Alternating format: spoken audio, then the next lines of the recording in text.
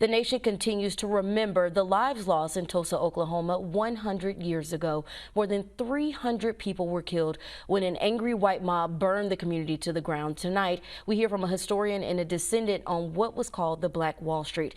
Joining us now is Cody Ransom, a historian and community organizer, here to talk about why the tragic events in Tulsa have relevance today, and Greg Robinson, who is a descendant of the massacre survivors and community activist. Greg and Cody, welcome to BNC. Thank you both for joining us this evening.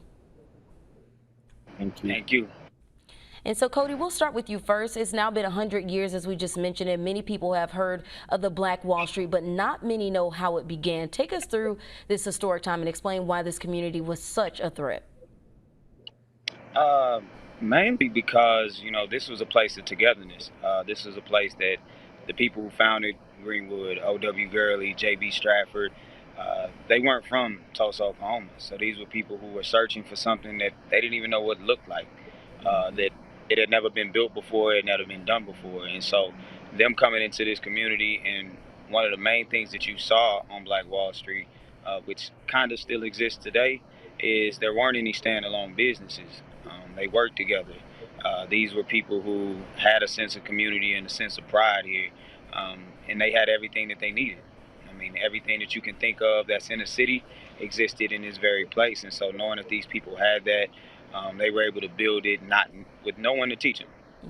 At that time, these are first generation free people. And so no one had a blueprint on how to build a Black Wall Street. And they did it anyway. And they thrived while doing it in a time that the African American community was looked at as less than human. Right. They pulled off something that even outside communities hadn't done before. Yeah, it allowed us to make our own community, right, and stay within our own community. And so, Greg, I want to touch on this a little bit with you. You ran for Tulsa mayor back in 2020. As a descendant of the Tulsa Massacre, what plans have you worked on to help revitalize the community? Well, for myself and other descendants, this conversation starts with justice. We understand that long before myself or Cody or many that are on the front lines today, there were those like John Hope Franklin. There were those like Eddie Faye Gates and Representative Don Ross and Senator Maxine Horner, who fought to seek long overdue justice for the economic crimes as well as the violent crimes that occurred during those 2 days in 1921. Still today in the city of Tulsa, we are suffering from systemic oppression and from the just blatant racism that caused the massacre. Still today, there are tremendous gaps, not only in the education sphere, but also in housing and in criminal justice. And so I stepped forward as someone understanding that it was 100 years since this mark. Justice had not been done, and there hadn't been a real intentionality to really transform our city. I stepped up to say, I'm going to raise my voice and give our city hope that we don't have to live the way we have the past 100 years, that we can look for something better in the next 100 years. And, tag teaming with people like Cody Ransom and others in the community, I still believe that that's true. And, and I'm going to stick with you on that question. How important is it to you and members of that community to get justice? We're talking about 100 years later. Well, it really isn't 100 years later for us, because if you ask people here that have grown up here, the massacre has continued since 1921. We realize that there hasn't been intentional investment in the North Tulsa community, where the majority of African Americans live. We were the first city in the country that pulled up the Black Lives Matter mural from the street.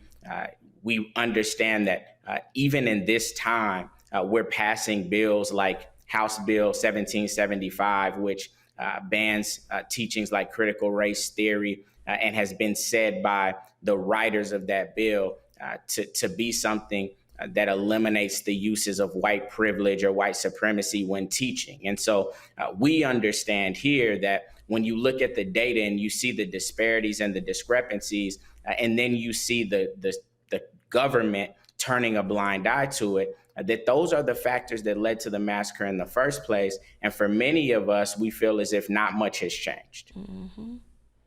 And Cody, survivors of the massacre in Tulsa never actually received restitution. As you know, he kind of just touched on a reparations bill has been introduced into Congress that would make it easier for survivors to seek reparations. Explain why this bill is a very important step in helping this community heal. Because in the city that we're in, we've received a ton of tokens that really haven't done anything for not only the survivors but the descendants of. As Greg touched on, North Tulsa is completely deprived, and when you look at the rest of the city, the development that happens in the city, and just knowing that Greenwood itself had 20 plus grocery stores, in the North Tulsa area has one quality grocery store that Wow. just recently opened. And so the importance of not only the survivors being able to receive just it's a sliver of what they would have already had. And so really all the people are demanding is to get at minimum what we had. And then we can talk about what we actually deserve. So the fact that the city is not even willing to, at the time, is not even willing to give what these people had back to them in some way, shape, or form, that just kind of speaks to where we are. And as Greg said, the massacre actually never stopped here. And Cody and Greg, before I let you go, Greg, I want to ask you this. We've seen throughout history where survivors of other massacres have received restitution for losses. And the lawsuit filed last year, Tulsa survivors mentioned payout to 9/11 survivors and Japanese internment camp survivors examples. You know, what do you think about this when it comes to restitution or reparations for Black people? Why is it such a challenge for us? Well, I think it lies at the heart of the American story, which is that this is a country that has been built off white supremacy. It's been built off the backs of people of color, whether you're talking about Native Americans, whether you're talking about African Americans. And so the story of Tulsa, in many ways, is just a microcosm of the story across America. I think that's why it's so critical that we get justice in the form of reparations and restitution here in Tulsa, so we can have the national conversation that is also long overdue for justice for Black Americans. Yeah, I mean, this is a conversation that we must continue to have. So we thank you both for coming on to talk about this tonight. But we will not let up on this and make sure that we continue to cover this each and every day so people don't forget, because you know what? It's super important to our history. Absolutely. Thank you. Thank you for having me. And thank you for your time. And to stay with us, we have much more news coming up after a short break.